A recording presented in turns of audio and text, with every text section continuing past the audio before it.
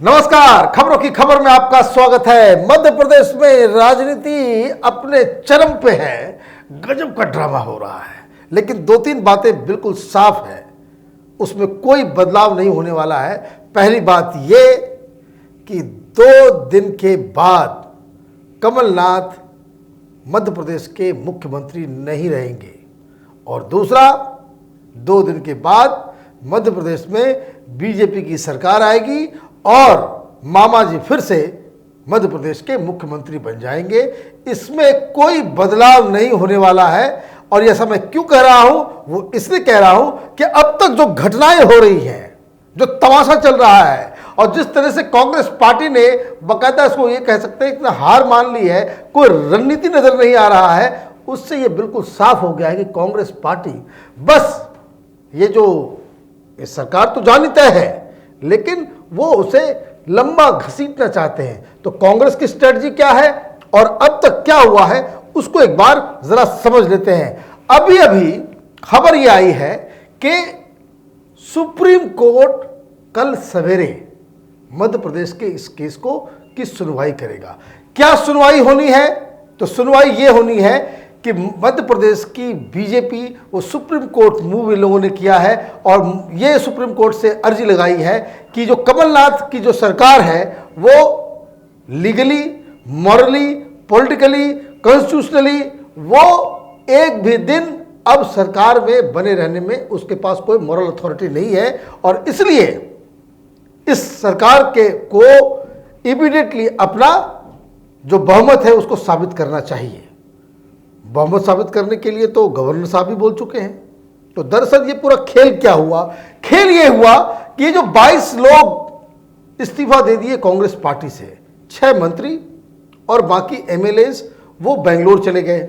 बेंगलोर चले गए तो कांग्रेस पार्टी ये अफवाह फैलाती रही कि बहुत सारे लोग उनके साथ हैं, उनको बंधक रखा गया है। लेकिन कांग्रेस पार्टी से एक मिस्टेक हो गई। इन लोगों ने जब अपना इस्तीफा दिया तो जो 6 मंत्री थे उनके इस्तीफा को स्पीकर ने मान लिया। अब जिस दलील पे आप इन 6 मंत्रियों के इस्तीफे को आपने माना, तो उसी हिसाब से आपको 22 का भी मानना चाहिए था, लेकिन आपने नहीं माना। आप ये सोच रहे थे कि ये अगर जैसे ही यहां पे आएंगे इनको सस्पेंड कर दिया जाएगा, इनकी जो जब इनके ऊपर ये डर लगेगा कि इनकी सदस्यता चली जाएगी तब वो वापस कांग्रेस में आ जाएंगे। ये इनकी थ्योरी थी।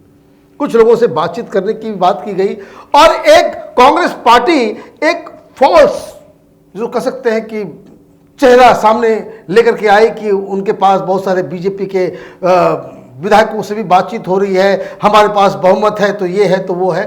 अगर इनके पास बहुमत होता तो ये मास्क लगा करके आज विधानसभा में नहीं आते। विधानसभा में आज 2 बातें होनी थी।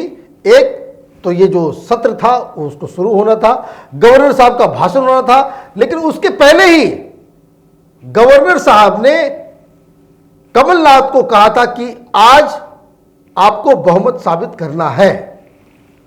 बहुमत साबित क्यों करना है? क्योंकि गवर्नर साहब के को ऐसा लगा कि आपकी सरकार बहुमत में नहीं है, और ये गवर्नर का अधिकार है कि वो कभी भी जब उनको ऐसा लगता है कि जो सरकार जो चल रही है वो बहुमत के आधार पे नहीं है, तो वो मुख्यमंत्री को बुला करके ये बात कह सकती है, उसको चिट्ठी दे सकते हैं, उसको आग्रह कर सकते हैं कि जैसे ही आप विधानसभा में आप आते हो आप अपना पहले बहुमत साबित करो। लेकिन कमलनाथ और मीडिया में बहुत सारे लोग इस चीज़ को घुमाते फिराते रहे कि स्पीकर नहीं मान रहे हैं। स्पीकर कभी भी कोई विधेयक लेकर के नहीं आता। ये जो लो कॉन्फिडेंस मोशन है ये कभी भी स्पीकर लेके नहीं आते हैं, या कॉन्फिडेंस मोशन ये तो कोई अंदर से कोई सदस्य ही लेकर के आएगा। स्पीकर को तय करना पड़ता है कि भाई इसको कब और कैसे करना है, लेकिन गवर्नर का आदेश है, क्योंकि गवर्नर ये सबसे मुख्य व्यक्ति हैं जो ये तय कर सकते हैं कि सरकार को कब और कैसे अपना बहुमत साबित करना है। लेकिन ये अधिकार कि उसका टाइम क्या होगा, कैसे क्या होगा, उसका प्रारूप कैसे होगा, ये स्पीकर के हाथ में है। लेकिन कोई भी सरकार, कोई स्पीकर ये चाले कि भाई कि कोई बहुमत नहीं है और स्पीकर ये चाले कि बहुमत वो हम प्रूव करने ही नहीं देंगे, तो ऐसा हो नहीं सकता, क्योंकि इसमें गवर्नर के पास एक और अधिकार है जिसका अभी तक इस्तेमाल नहीं हुआ है। गवर्नर बाकायदा राष्ट्रपति को ये एक अपील कर सकते हैं, वहां से रिक्वेस्ट भेज सकते हैं कि जो मध्य प्रदेश की जो सरकार है वो संविधान के मुताबिक नहीं चल रही है, ये अल्पमत की सरकार है और ये हमारे कहने के बावजूद ये अपना बहुमत साबित नहीं कर रहे हैं, इसलिए इसको बर्खास्त किया जाए। तो ये सरकार तुरंत बर्खास्त की जा सकती है, लेकिन इसको बहुत हार्ड फैसला माना जाएगा, इसलिए बीजेपी ने इस रास्ते को नहीं चुना। रास्ता कौन सा चुना गया? तो रास्ता चुना गया है कि आप सुप्रीम कोर्ट पे जाएं। तो बीजेपी सुप्रीम कोर्ट चली गई है। सुप्रीम कोर्ट में क्या होगा? सुप्रीम कोर्ट में यही होगा कि 48 घंटे के अंदर उनसे रिक्वेस्ट किया जाएगा। ये 48 घंटे का लफड़ा क्या है? अभी आपको याद होगा जब ये एक फॉर्मूला सा बन गया है कि जब कर्नाटक में बवाल मचा तो गवर्नर बीजेपी के थे, उन्होंने टाइम दिया तो कांग्रेस के लोग पहुंच गए कि भाई अपना बहुमत आप साबित करो। तो क्या किया गया? 48 घंटा। महाराष्ट्र में तो जैसे ही सरकार बनी, ये लोग कपिल सिब्बल मेरे सारे लोग चले गए कि हाय तौबा करने लग गए कि बहुमत सिद्ध करो, बहुमत सिद्ध करो, जल्दी करो, जल्दी करो।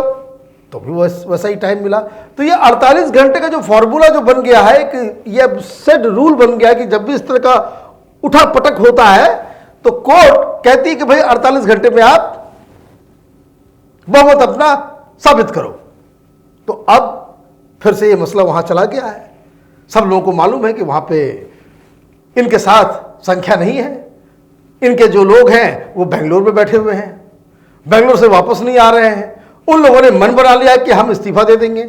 और इसीलिए जो पूरा जो तकरार, इस जो मेन पॉइंट इस चीज को समझना क्या है कि कांग्रेस पार्टी को यह लग रहा है कि ये जो विधायक हैं, ये विधायक अगर विप को नहीं मानते हैं, विप कहते हैं कि हर पार्टी किसी भी, चाहे वो संसद हो चाहे फिर वो विधानसभा हो, वो एक ऑर्डर पास करती है कि फला फला मुद्दे के ऊपर पार्टी का पोजीशन ये है और इसलिए सबको उसी हिसाब से वोटिंग करना होगा।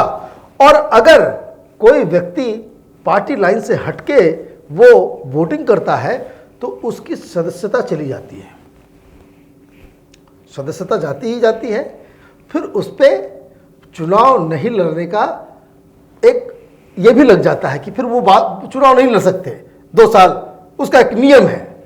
तो जब आप उस तरह से फंस जाओगे तो कांग्रेस पार्टी को ये लग रहा था कि वो उस खेल में चले जाएंगे कि वो विप पास कर देंगे और विप पास करने के बाद वो अगर पार्टी लाइन पे पार्टी के मुताबिक अगर वो वोटिंग नहीं करते हैं तो उनकी सदस्यता भी जाएगी और फिर वो चुनाव भी नहीं लड़ सकेंगे। इसलिए डर के मारे ये सारे लोग जो है वो कर देंगे।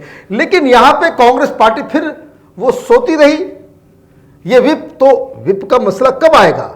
जब आप ये नो कॉन्फिडेंस मोशन आप पेश करोगे, वो आप कर नहीं रहे हो, कॉन्फिडेंस मोशन आप पेश कर नहीं रहे हो और उसके पहले ही इन लोगों ने इस्तीफा दे दिया है। ये कर्नाटक में भी हुआ था।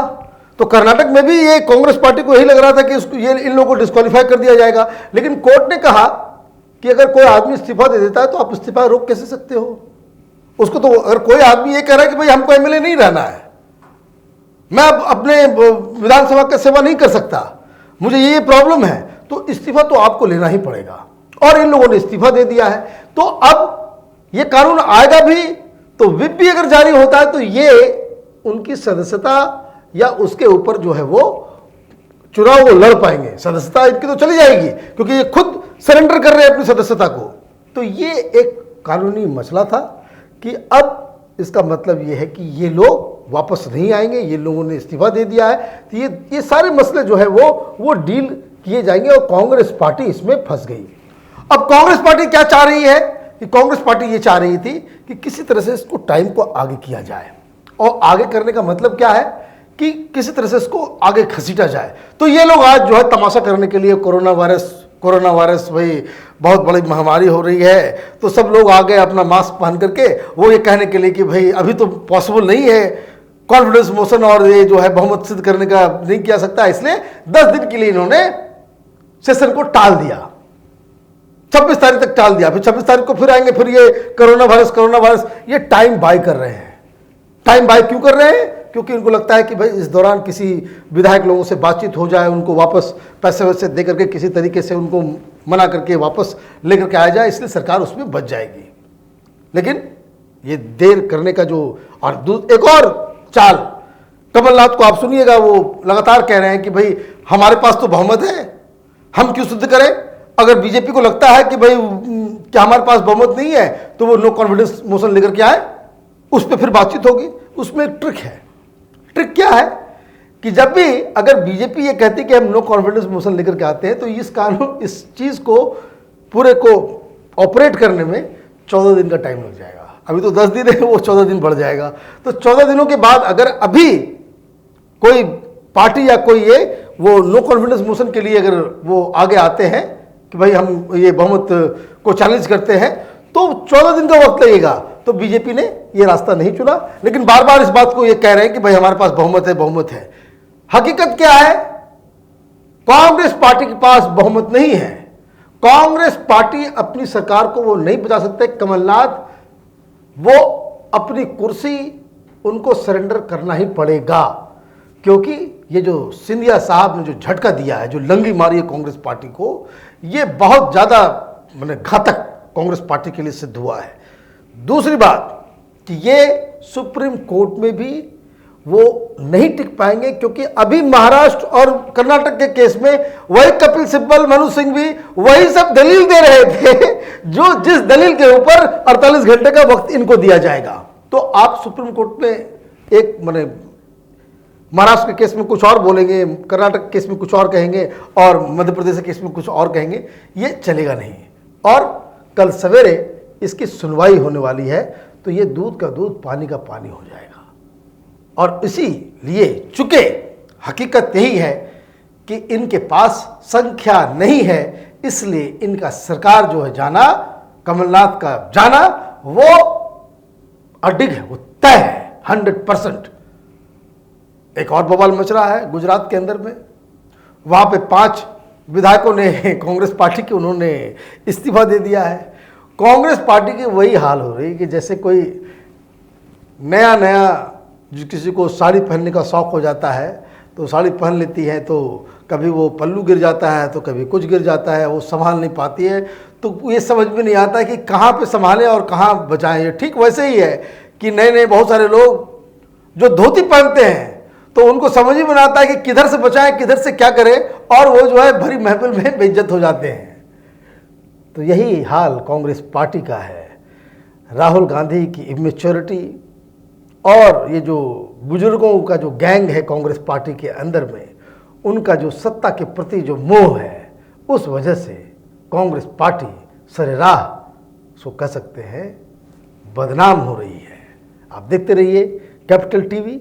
हमारे वीडियोस को लाइक कीजिए, शेयर कीजिए और हमारे चैनल को सब्सक्राइब कीजिए। धन्यवाद।